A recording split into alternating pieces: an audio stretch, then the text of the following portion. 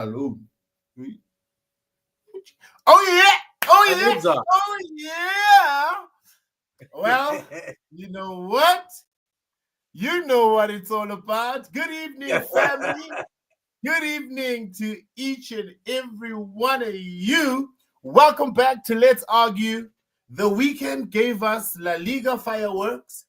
EPL gave us some derbies. Sundowns are steamrolling and some postponed drama in the PSL because Pirates didn't play, and we know that would have been a loss.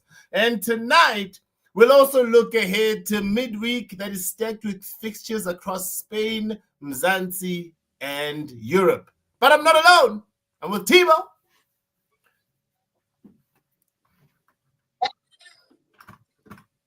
Yeah, sure. Tibolava Ultra. Exactly, Lebza. Yeah, we got Ferran Torres finding the net. He scored the brace over the weekend. We have a masterclass from Ryan Gravenberg from the Merseyside derby. We have Arteta playing Catenaccio in the Premier League. And Mamelodi Sundowns are moving like a locomotive freight train. Let's dive into it. Let's get in, Tibo. Let's dive in. So, Friday night, we started off with Real Betis versus Sociedad and pure entertainment because Sociedad looked decent, but Betis just kept throwing wave after wave. Eventually, La Real drowned under the pressure, end-to-end, crowd buzzing, goal mouth chaos. All I can say is Spain owes us nothing for that Friday. Tibo? I know that game was end to end, eh? I think Real Sociedad had opportunities that they should have taken, but unfortunately for them, they were left to rue those chances that were missed.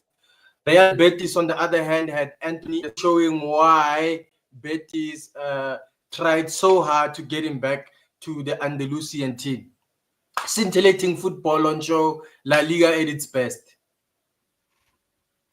Oh, yeah. Saturday? Yeah, Saturday was crazy. We had Real Madrid facing Espanyol. Real Madrid put on a consummate performance. They scored 2 goals without reply. A returning Eder Militao managed to score a worldie from outside the box.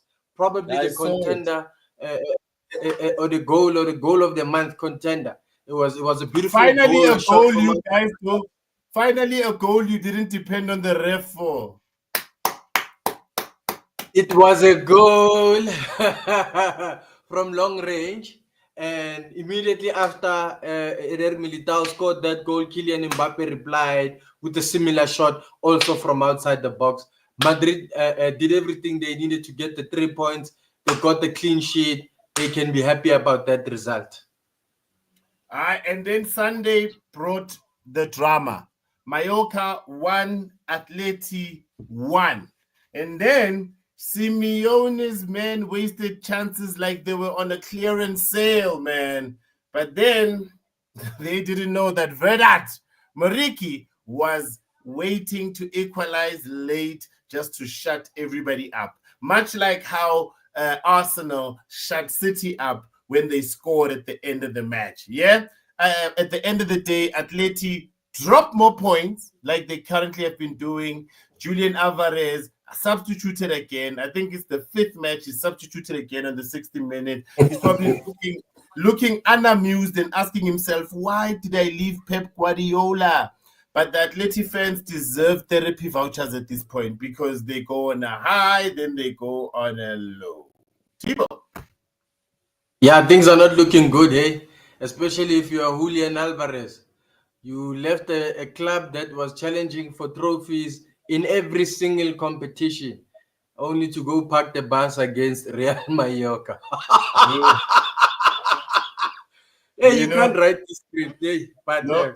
I'm not celebrating that the man is not having a nice time. I just think it's very funny that he substituted that for that, like the 80-20 rule. But anyways, on Sunday, we had a scintillating football from Barcelona. They faced the Madrid side, Getafe, away. Well, Getafe were away to Barcelona's Is it the training camp there, or is what's going on? Is that the community stadium? What's going on? Where exactly are Barcelona playing? Okay, we'll deal with that after. It was a 3-0 victory. Ferran Torres put on a scintillating performance. He scored a brace, and really a consummate performance from Hansi Flick's men. They did everything possible to ensure that they got the 3 points. It didn't even look like Getafe were actually interested in mounting a sizable challenge against this Catalan side. Overall, it was a good day for everyone because even Hansi Flick got an opportunity to rotate this squad, and other people got an opportunity to play. So all in all, great performance from Barcelona. 3 points in the bag. Oh yeah, let's get into the EPL. The Merseyside derby, as we said, delivered, with Liverpool grabbing it with just that 1 goal difference after Everton had come back into the match. And you thought, man, this is probably going into a draw again. Well, it was not, because Ryan Gravenberch was feeling on form, was feeling on fire. Basically, he was, satisfying his Dutch coach slot with his tackles, end-to-end running, flying goals. Like, basically, there's nothing that he didn't do in that match. I'm sure Slot is looking at him like a proud dad saying, you see why I bought this guy? This is why. No, I'm telling you, Ryan was on fire. I'm telling you, Ryan was on fire in that Merseyside derby. I think if you were watching that game, it actually seemed like it was a fight between Ryan and what's this gentleman's name with the big calves? What's that gentleman's name with the big calves? Jack Grealish. Yes, thank you so much. Yeah, thank you so much for helping me so out. Ryan Gravenberch literally put on a masterclass. He scored a goal. He created the winner. And then on the other end of the pitch, on the blue side of the Merseyside derby, Jack Grealish was on fire.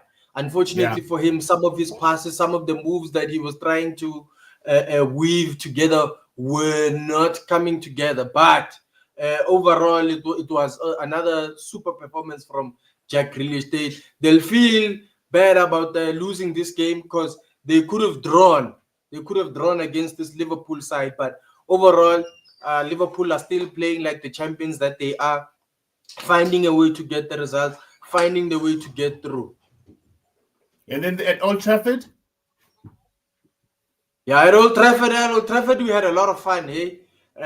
Because I don't know about you, but Manchester United managed to bring down the world champs. You know, there's a small club from London. Are they actually world champs from London? Yeah. Are they actually world champs from London? Or are they just ones who won a preseason tournament?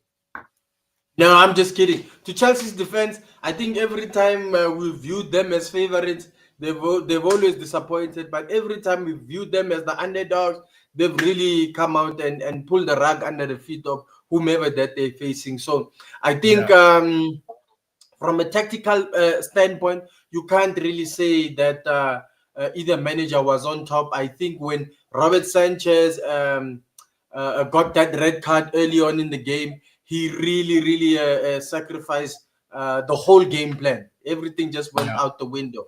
And then Manchester United did what they could to take the lead, to maintain the lead, even though that Carlos Enrique Casemiro got a red card later on in the game. Manchester United managed to hang on. So I think if you're Ruben Amorim, you'll be happy with this result. No, definitely the world champions looked rattled. Even the world champion crown on their head is starting to look a little bit, what you call this thing? Wonky. Heavy. It's heavy, but also it's looking skew, man. It's looking skew. It doesn't look like it belongs there. But hey, I'll leave these Chelsea supporters because I don't want to be known as a hater. I just argue a lot, right? So, yeah. Arsenal City match, honestly, a letdown from me. First of all, how does Arteta, who has the better team, set up not to lose? And then Pep City looked out of rhythm. Basically, that did not look like Pep's team. First of all, how does Pep park the bus like he's Mourinho? Is he now reaching old age? Is he reaching retiring age? Because it felt like both sides shook hands at kickoff and said, you know what? A draw it is, right? A draw it is. Disappointing for neutrals, but also disappointing for us who do have a side in in between the teams. Because for me, I would rather lose 4-0 than be so cautious to actually go ahead and play like that. And it's not championship time at the present moment, meaning we're still at the beginning of the league. So try all your things. Maybe then in May, when it's in May and we've got 4 games remaining, that's when you can start playing chess. But I think it's too early to play chess right now. Arteta, I was disappointed with Arteta. He could have played more enterprising football, even more.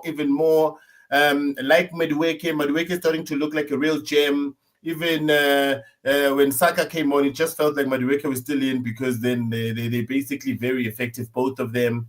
But the midfield of Arsenal really lacked Odegaard. It lacked someone who could just put the ball down and control.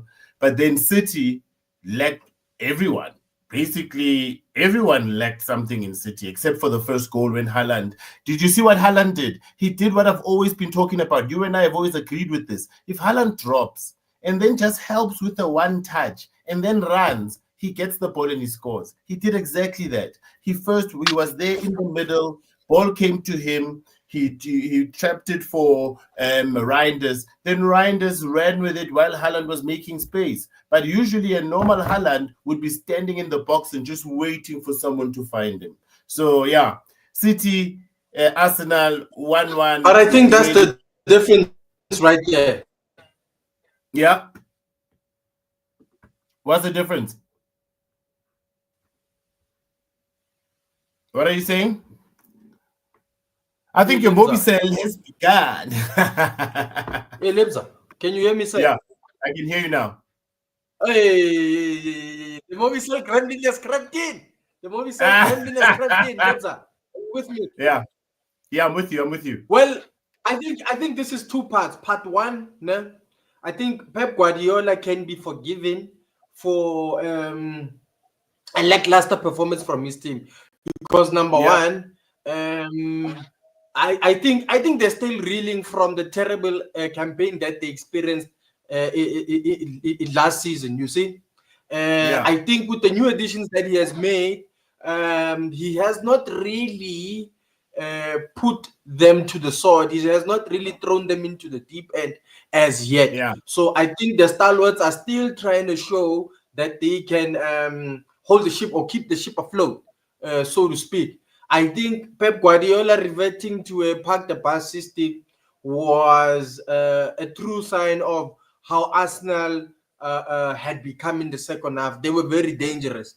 But the second part of it is that if you're the Arsenal faithful, you were probably asking yourself, why did the coach start the game with 3 holding midfielders? There was no creativity in the middle of the pitch. There was nobody who could create opportunities or chances for the strikers or for the wingers. For me, again, I keep on saying, I'm not sure about the manager, but definitely Arsenal look like they have a way better squad than their City counterparts. So overall, I think both managers will be disappointed. I think Pep Guardiola doesn't trust the new signings that he's brought into the team. And I think Mikel Arteta is afraid of losing. And you see it from the manner in which he sets up his team and the tactics with which he employs. Hey, well, that was the EPL. Let us know, guys, what you thought of the matches, what you thought of United finally, getting a 3 points versus a big team like Chelsea, if we can call Chelsea a big team. And then let us know what you thought of Liverpool. Yeah, is Gravenberg is going to win the MVP at the end of the season? Or do they just keep swapping each other? Because Liverpool does look like a team. But do you think Arsenal or City will be title contenders? Tell us that in the chat right there. We want to see. Let us know there in the comments. But Thibaut, let's do some recap via the Betway Premiership, yeah?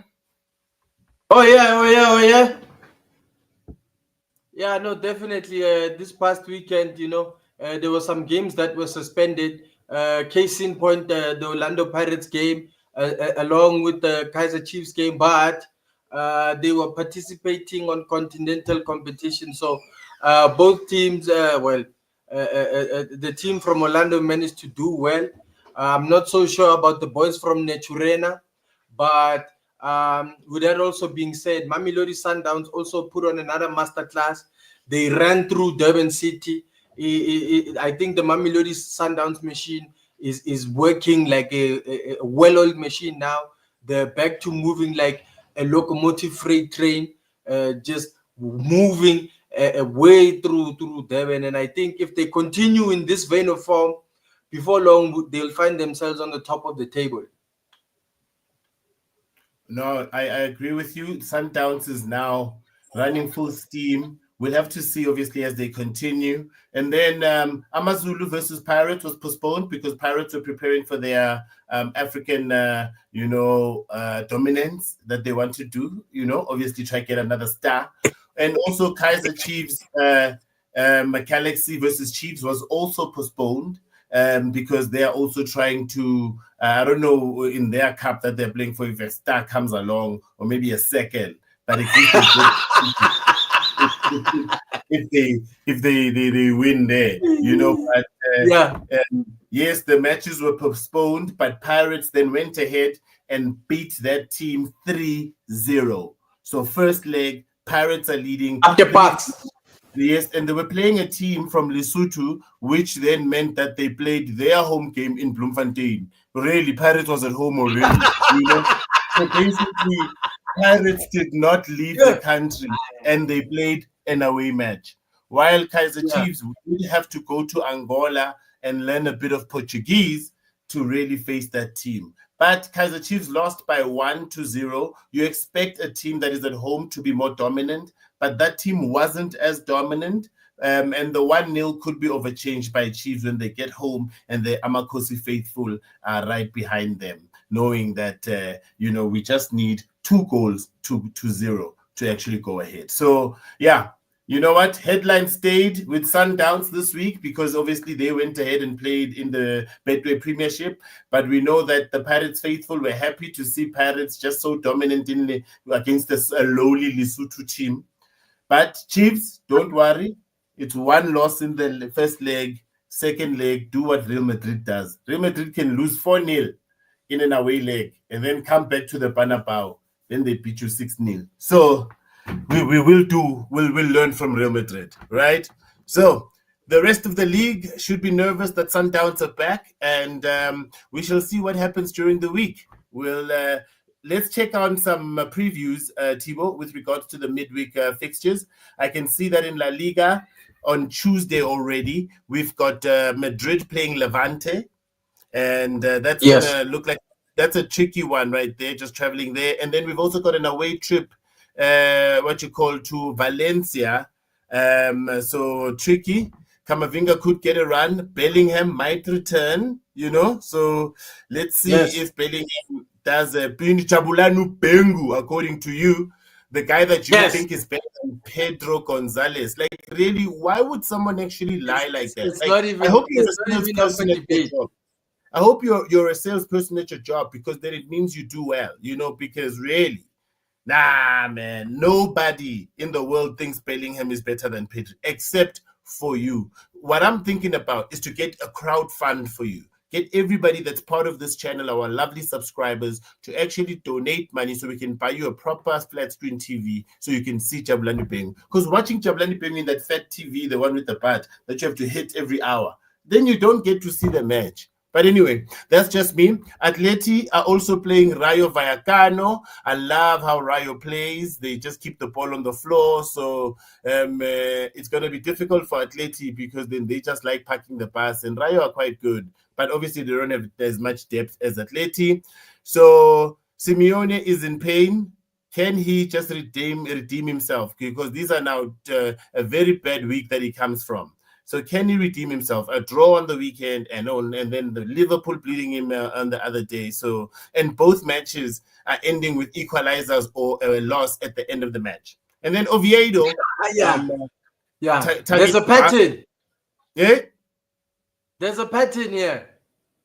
There's a pattern, eh? Yeah, there's a pattern, definitely. I think they do all they can, but in the end, it's just not enough, eh? But then getting They back to the midweek action, on Tuesday in the yeah. Betway Premiership, we'll be seeing Orlando Pirates play away to Siwelele. The Uh-huh. Buccaneers will be hunting to just build on their league form. They're not sitting comfortably. They're sitting on number 8 on the log. They're number 8 Mm. in the top 8. So that just for is not a good look if you're Orlando Pirates. Golden Arrows will be entertaining Mamelodi Sundowns on Wednesday. Former coach Mangoba Ngiti will have an opportunity to disrupt proceedings for his former team. Disruptor, Mangoba. Disruptor. And the Kaiser Chiefs, the boys from Naturena, will be playing Marumo Gallants. The Amakosi faithful will be looking for a reset. Amakosi faithful will be looking for the 3 points. I'm sure they won't care how they get the result, whether they play beautiful football, whether they play tiki-taka, shoe shine and piano. I don't think they'll give a rat's you know what about that. All they'll be looking for is the positive 3 points so that they can climb on the ladder and hopefully reach the pinnacle of the Betway Premiership. Dwana, we will gallant over Marumo Gallant. Just when Nanje, just watch. You know, go just hearing Pina Nakiri owner, Lee owner, Badala, Marumo Gallant. Anyway, we'll see. So, Europa League also on Wednesday. Europa League on Wednesday. Oh yes. Dinamo's Oh yes. Take on Fenerbahce. So let's see if the boys from Turkey can obviously stop this team. And then Nice, all the way from France, taking away Roma. And Roma obviously have got a new coach. They're trying to now come back into becoming a top 2 team. But yeah, with the 2 Milans looking great and Juventus looking great and Atalanta being the disruptor and Napoli, I don't think Roma has a chance. But let's see if at least in the Europa perspective they can find something. And then Thursday, Villa with one of my favorite coaches. Aston Villa challenges our Italian Bologna. I give it to Aston Villa here. I just love how they play, but they haven't really found form this season. I'm hoping that this also becomes a kickstart for them. Maybe we should get Unai Emery to come coach. And then Stuttgart versus Celta Vigo. Lots more stories, lots more intrigue. We shall see what happens. All right, so let's just jump then into our flop and prop of the week. So this week, our contenders for flop of the week, and I think this kind gentleman, I think he's on the road. Diego Simeone. Simeone can't get a tune out of this Atletico Madrid side to save his life, and literally. The position that he's in, I don't think they'll fire him. I don't know what he has done on them, but definitely he's the first contender for our flop of the week. Our second contender for flop of the week is definitely Chelsea world champs goalkeeper Robert Sanchez. Robert Sanchez really cost them the game against Manchester United. Sometimes it's better to concede a goal than to play for such a long period without a player or a man down. So I think in this regard, he really stuck it in between the ribs for his team, Chelsea. But I'm sure he will recover and he will learn from this particular showing at Old Trafford because did you know that Chelsea have been unable to get a win at Old Trafford since 2013? You lie. 2013, dog. Since 2013. I'm telling you, bro. And lastly, our third option for the flop of the week definitely we should mention Mikel Arteta for the manner in which that he set up his charges against the Manchester City side. This Manchester City side are there for the taking. The man could have set up his stall to maybe attack or get a more positive result from the word go, as opposed to waiting for the 11th hour only to celebrate a draw. So, yeah, this week is tricky, Lebza. This week Yeah. is tricky. Who's your pick? No, look, my flop of the week is definitely going to go to the Chelsea goalkeeper because you are playing against a big team. It's like a derby in a sense, Chelsea versus United, especially if you think of the days between Mourinho in Chelsea versus Ferguson. You know, it was a big match. It was a big clash. Yeah. A big clash. So now for you to go ahead as the keeper, and that club has been having problems with keepers. You understand? So now it's like Onana messing up, you know, in United, knowing that United needed him to fix it. So I'd give it to him. Yes, Simeone deserves it also for not taking his team out of the woodworks. But I know he always manages to survive. But for me, flop of the week, Chelsea goalkeeper. How are you a world champ, but you can't catch? World champ, but you can't catch. Yeah. Can't be a Make it make champ. sense. Make it make sense. Make it make sense. So, look, props. Here are your options, bruh. Martinelli's Samba swagger. I know you've always complained to say Martinelli is the most un-Brazilian Brazilian. So, there you go. He came on and he salvaged the point. So, that it's one of the options. Another option. He's had a great week. Amorim has finally woken up to beat the world champs. Regardless what you and I think about Chelsea, the world knows them as world champs. The world champs. So, Amorim finally spiced up his team and got a victory. Sorry, Aromet. Sorry. You know, put it on your Thunder. You know, put it on your Chelsea. Yeah. And then Sundowns could also be a prop. Sundowns could also be a prop because they are racking up the W's, but they did nothing, you know, super. It's not like they were playing Chiefs or anything. But yeah, they're part of the options. And then another person, which I think right now to everybody listening that might say this is the prop of the week, it could be Gravenberg. Which one do you select? Gravenberg, Amorim, Sundowns, or Martinelli getting his Brazilian badge back? I want Gabriel Martinelli to maybe perform like this, maybe for the next 10 games before I consider maybe giving him a prop of the week. Ruben Amorim, I don't know, maybe that red card did him a favor that he desperately needed. Mamelodi Sundowns are doing what Mamelodi Sundowns does. So I think my prop of the week this week definitely goes to Ryan Gravenberg. I think his performance in the Merseyside derby was exactly the gin and tonic that Liverpool needed to get over the line. Not only did he score a goal, he assisted the winning goal as well. So overall, he put on a world-class performance. So he's definitely my prop of the week. No. But Thibaut, just on a roundup, basically you and I just looking at the week, it was definitely a great midweek. We got some amazing Champions League matches, dog. And then the weekend just topped it off with beautiful, beautiful matches. So we really actually, you know what? We are fed, well fed by the football community. Thank you. But look, we want to answer some of your questions or maybe go ahead and discuss some of your weird thoughts. We are seeing some of the questions come through, but please do send them through. Do subscribe, click that like button, click the share button, share with your friends. We did say last week with Thibaut, your friend is Thibaut's friend, is my friend, your friend. We are friends. Let's all just see Abangani. Now, Lebza, before we get out of here, I need to ask you, tonight at 9 o'clock, the Ballon d'Or ceremony goes live. Who is your pick for the Ballon d'Or? I picked Dembele just for silence. You picked Dembele just for silence. What does that mean? Yeah. Why must there be an undertone under it? I picked Dembele for silence because I know who's the best player in the world. But you know what? Let's give it to Dembele because according to the new criteria that Cristiano made, because Cristiano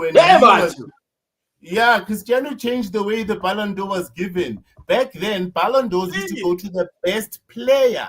But then Cristiano said with Mourinho one time when Messi won it as he was the best player, they said, but he didn't win Champions League. And then people started adding that you must win Champions League to win Ballon d'Or. So that's why even if you're the best player but you're not winning Champions League, Madrid fans will say, but he didn't win nothing. So I don't know what being the best has to do about a team helping you, win a cup. Because anyway, it's what I feel. But you must be fair. Trophies must count for something. I mean, you Trophies can't be the best player in the world. They'll win team of the season, team of the year. No, but listen to what I'm saying. You can't be the best player in the world, but you're playing for Black Leopards. Come on, man. You gotta win some of the biggest trophies. Winning the biggest trophies must mean something. That must carry more weight. Don't you think? Look, winning trophies is a team thing, but winning MVPs and player of the matches, like man of the match, every match, man of the match, every match, that must count towards individual Ballon d'Or. Because you could be great, bruh. You could be laying on those passes, laying on those through balls. You could be setting the team up, but then they just keep missing sitters. They just keep not scoring. Are you a bad player? Never. Yeah. Bro, Messi's been getting Ballon d'Ors even though Di Maria was the best player in Argentina. So I'm trying to see your logic here. And it's not coming together, bro. It's not coming together, bro. I've never, even Di Maria himself will argue with you and say, no, man, Messi's been better. You just see me. You just see me at the end of Messi's great passes. You just see me at the end of Messi's great creation. That's like giving Messi the player of the tournament award when Lautaro Martinez had scored the most goals in the tournament. That's the problem. Cristiano Ronaldo fans love just counting goals. They don't count. And we're not just counting goals. If we were just counting goals, then Erling Haaland would have won a Ballon d'Or, the 2023 edition. That's what you wanted. That's what you guys wanted. But that's not what we wanted. Sense came through. Because if you look at the time when what's his name, Modric won the Ballon d'Or, he did not score the highest goals. He did not set up the most goals that season. But his team, that was something different. His team won the Champions League. Cristiano Ronaldo left and went to Juventus. But that's not what we're talking about. What I was asking was tonight's Ballon d'Or. What I was asking was tonight's Ballon d'Or. And you're saying going to Ballon d'Or. Excuse me. I'm saying today, I won't be mad if it goes to Dembele. But I know who the best player in the world is. Who's the best player in the world? Who's the best player in the world? Oh, it's Yamin Lamal Nazuri. How can that be when Rafinha's the best player in that team? No, the best player in our team is Yamal. The second best player is Pedri. The third best player is what you call this thing, Rafinha. The only time you want us to actually select those players is because you want us to actually go ahead and lose versus you. So you want us to put all the people that are bad. I see you. That's why I never. Me. Yeah. No, me. Mm-hmm. Rafinha has more goals, has more assists than your boy Yamin Yamal. He scored. But you don't see. More You don't see goals last season. You don't see chance creation. You don't see chance creation, opening up the field, giving us whoa moments. But I guess you mathematicians just watch soccer for the numbers. We support you. We love you. Us artists, we watch it for the art. And the paintbrush cannot be told where to go to make a stroke. You guys don't understand. Yeah. Oh, guys, thank you for watching another episode of Let's Argue. Let's see each other again on Friday. It's Tivo Lava Ultra featuring the Mood Engineer. Oh yeah. Oh yeah, oh yeah, oh yeah, oh yeah, Tina City. Stay loud, stay passionate, and remember, it's never personal, man. It's just football. Have yourself an amazing week ahead. Hey, good night, and see you Friday. Yeah, sure.